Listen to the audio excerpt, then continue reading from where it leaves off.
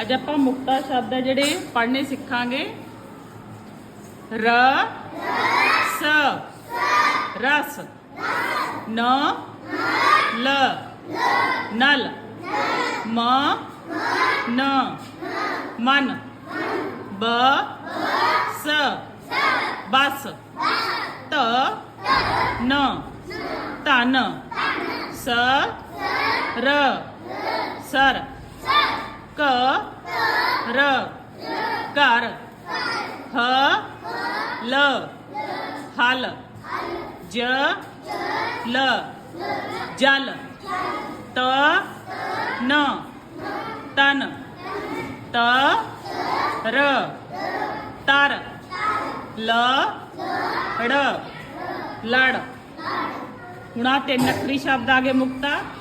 ਗ ਰ ਮ ਗਰਮ, ਦ ਫ ਨ ਦਫਨ, ਤ ਰ ਮ ਧਰਮ, ਭ ਗ ਤ ਭਗਤ, ਕ ਲ ਮ ਕਲਮ, ਮ ਗ ਰ ਮਗਰ, ਕ ਮ ਲ ਕਮਲ, ਰ ਤ ਨ ਰਤਨ, ਅ ਰ ਸ਼ ਅਰਸ਼,